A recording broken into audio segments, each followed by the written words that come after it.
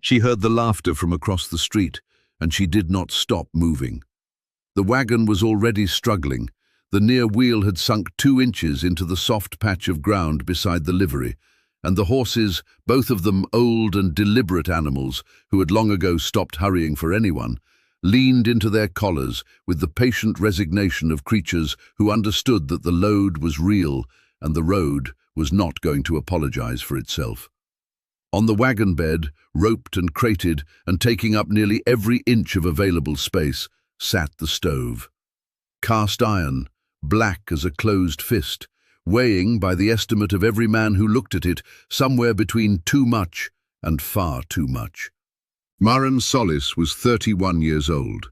She had been a widow for 7 months. She had 2 children, a daughter named Ellen, who was 9, and a boy named Petter, who had just turned 6 and still sometimes reached for a hand that was no longer there to take. She had a homestead claim on the bench country above Cold Fork Creek, 4 miles from the town of Hatchet, Montana Territory, with a cabin that had 1 sound wall, 2 questionable ones, and a 4th that let in enough wind on a still night to make the lamp flame lean. She had $11.40 to her name, a winter's worth of anxiety, and the absolute certainty, bone deep and unargued, that the stove on that wagon was going to keep her children alive until spring. The man who laughed loudest was named Decker Faust. He ran the grain operation on the east end of Hatchet, and he had opinions about everything and the volume to deliver them without invitation. He was standing with 3 other men outside the hardware when Maren's wagon came down the main street, and he watched it the way a man watches something that confirms what he already believes about the world.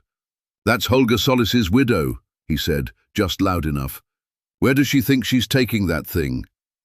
One of the men beside him shook his head slowly, the way people do when they want to signal wisdom without spending any. "Cast iron," Decker said. "You know what cast iron costs to haul.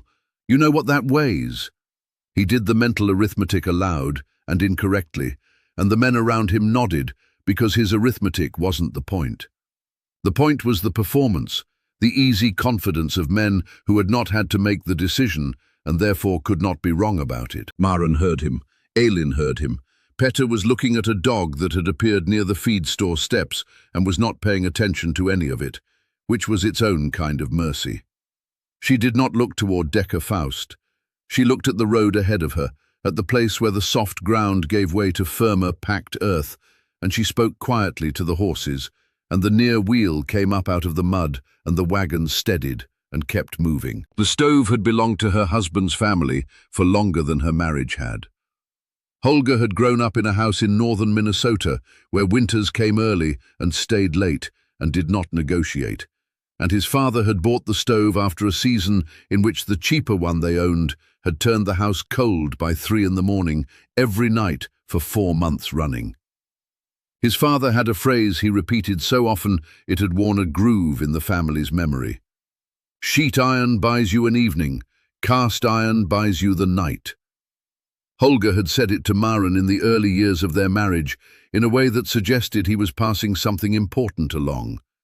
She had listened without fully understanding it yet, the way you listen to knowledge you don't yet have the experience to need. After Holger died of a fever in early April, people came to the house with food and with opinions. Both were offered freely and in approximately equal quantities. A neighbor named Schultz told her the cast-iron stove was worth good money and that she ought to sell it and put the cash toward flour and fuel costs. A woman from the church said practically the same thing with softer words. The stove was heavy, they said. It was difficult to move. It was more than a woman alone with 2 small children could manage. There were lighter options, cheaper options, options that did not require a team and a wagon, and the kind of effort that left marks on your hands. Maren thanked each of them and kept the stove. What she could not easily explain to Schultz or to the churchwoman or to anyone else who offered their counsel was that the decision was not about the stove as an object.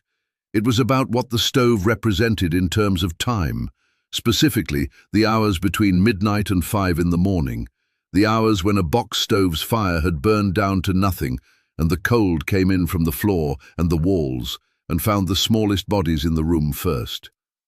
She had spent enough winters in enough thin-walled cabins to know exactly what that cold felt like against a sleeping child's face, and she had made her decision from that knowledge rather than from the arithmetic of hauling costs and resale value. She had sold other things instead: Holger's good saddle, 2 pieces of her mother's china that she had carried from Wisconsin wrapped in her wedding dress, a set of tools that would have been useful to keep.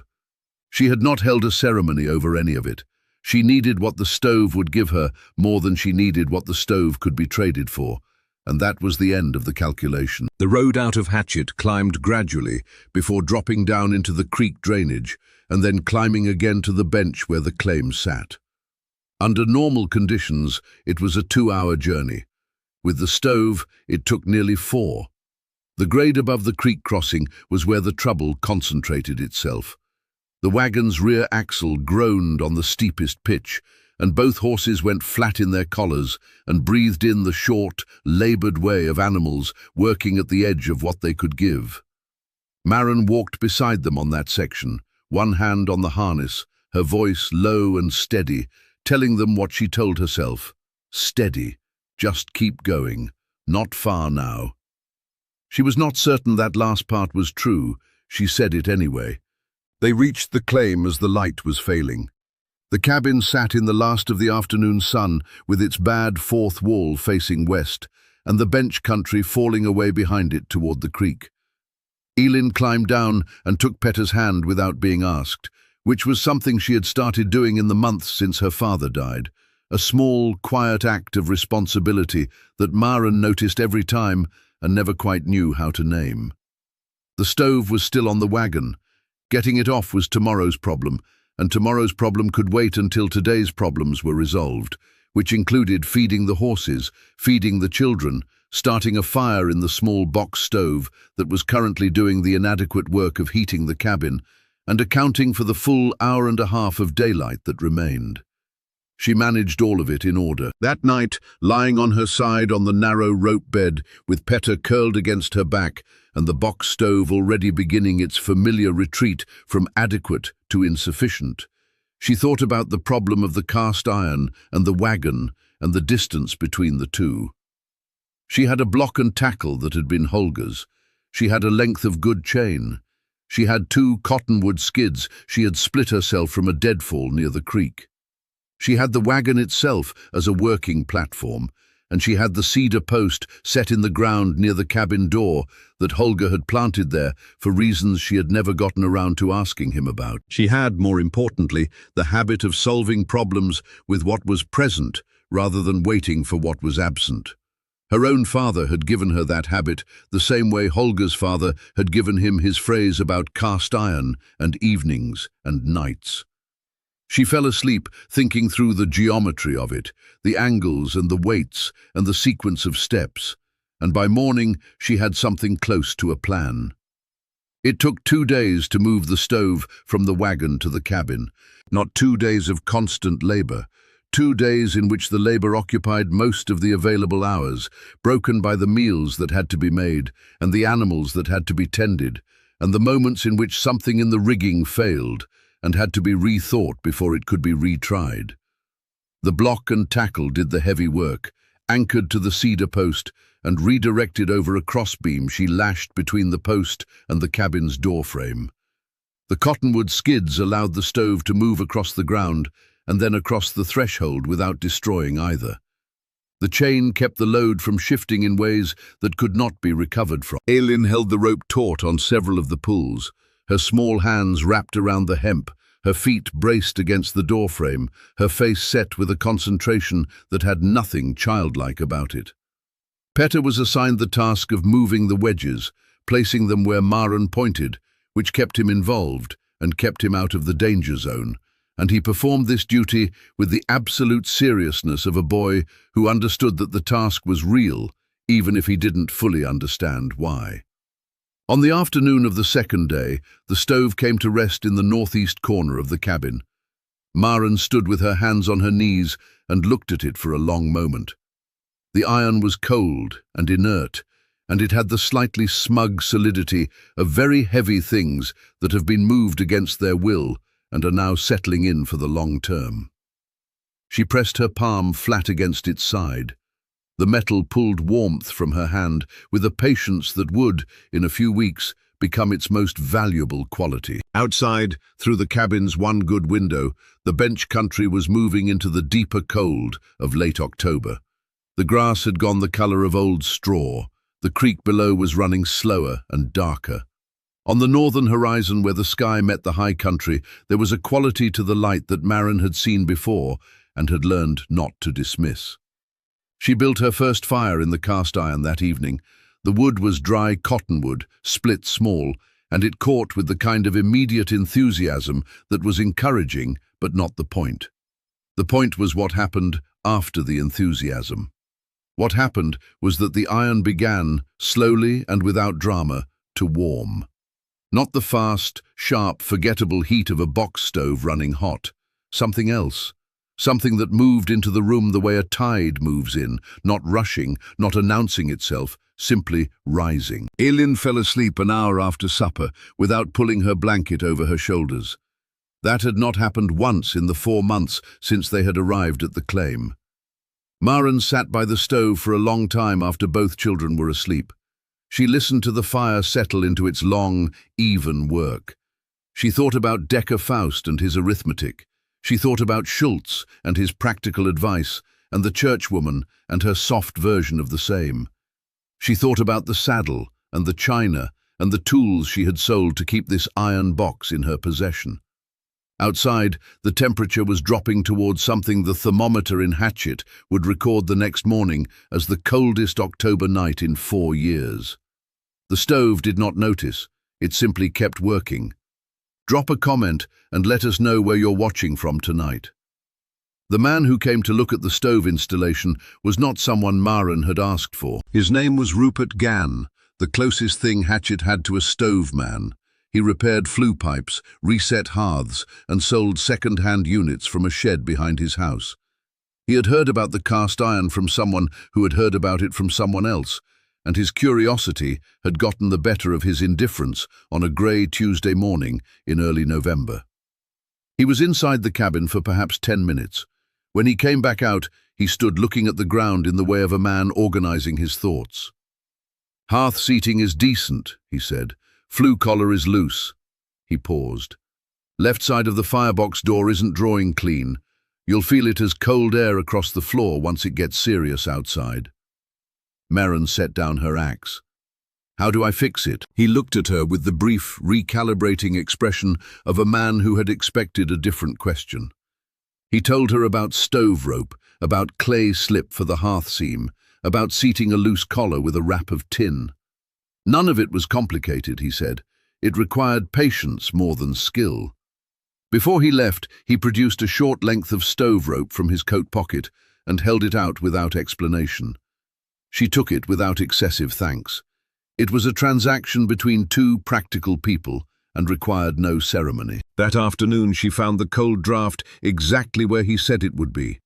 A thin current along the floor, narrow as a finger, moving with the quiet persistence of cold things that have found their way in and see no reason to leave. She mixed clay slip from creek soil and fine ash, pressed it into the seam with a flat stick, repacked the firebox door with Gann's rope, and seated the flue collar with a strip of cut tin. None of the repairs were visible from across the room. That was, she had come to understand, the nature of the work that actually mattered. December came in cold, and grew colder in the business-like way of Montana winters that have no interest in being dramatic about what they intend to do. Maren had 1 3/4 cords stacked outside, and a smaller portion inside, sorted by burn rate. Fast cottonwood for building, heavier ash for holding. Rupert Gann rode out once more in early December, ran a thumbnail along her clay seam, and stood in silence long enough that the silence became a verdict. "Holding," he said. "Yes," Maren said. The ice storm arrived on the 14th of December without announcement. Maren woke at 2 in the morning to freezing rain hissing against the roof and lay still for a moment before she rose. She fed the stove from the banked coals, cottonwood first, then 2 splits of ash, adjusted the damper, checked the window. The world had become a different surface overnight. Fence line, lean-to roof, water trough, the flat rock she used as a step, all of it gone beneath ice that caught the moonlight and returned it colder than light had any business being. The temperature had dropped well past what the thermometer could politely describe. She thought about the wood outside. She thought about the wood inside. She put 2 more pieces on and went back to bed. By morning, it was 29 below. No wind, just cold, pressing against every surface and finding, wherever preparation had been thin, a way through. The first person came at mid-morning. Svea Lindqvist, a spare, self-contained woman from the claim, a quarter-mile east, stood on the step with her coat pulled tight and an expression that had moved past pride into simple necessity. Her sheet-iron stove had gone cold before 3 in the morning. By dawn, her water basin had ice on it. Maren opened the door wide. Over the next several hours, the cabin accumulated people the way low ground accumulates water, not by invitation exactly, but by the logic of where warmth was and where it was not. The Brandt family arrived with their youngest wrapped in everything they owned and still shivering. Old Court from the north bench knocked in the early afternoon with ice in his moustache and the careful dignity of a man who has decided dignity is beside the point. Decker Faust came last. He had fallen twice on the ice between his place and hers. She could see it in his coat and the way he was holding one wrist. He stood in the doorway looking at the room full of people and the cast-iron stove in the corner running its steady, unhurried heat, and his face held an expression she had no interest in cataloguing. She stood back from the door. "Come in," she said, nothing more. She put him near the stove, gave him something hot, and went back to managing the firebox and the 11 people now depending on decisions she had made in September, when nobody thought those decisions made sense. The stove ran for 31 hours without going cold. She fed it in the rhythm she had worked out and made her own. Fast wood to build, slow wood to hold, coals banked at the deep hours, damper adjusted by careful increments to stretch the fuel without starving the fire. She rose twice in the night while everyone slept. The work took minutes each time. That was the whole point. Preparation that costs you hours in October buys you minutes in December, and minutes in December are the difference between a stove you manage and a crisis that manages you. By the second morning, the temperature had begun its slow return. Ice dripped from the lean-to roof. The fence line reappeared. People left quietly, in small groups, without making speeches. Decker Faust left without saying much, which, from a man who had never previously experienced a shortage of words, meant something. Svea Lindqvist paused on the step and looked back at the stove through the open doorway, studying it the way you study something you intend to remember precisely. The stove stood in its corner and said nothing, which was the only language it had ever spoken and the only one that had ever mattered. Holger's father had been right. Sheet iron buys you an evening, cast iron buys you the night. What Maren had added to that, through 7 months of loss and labour and the education of having no margin for being wrong, was the rest of it. The night is only yours if you have done the work before the cold arrives. Preparation is not what you do when you can afford it. It is what you do instead of the things you cannot afford to lose. Tell us in the comments where you're watching from tonight, and tell us about something you prepared for that others thought was unnecessary. We read every single one.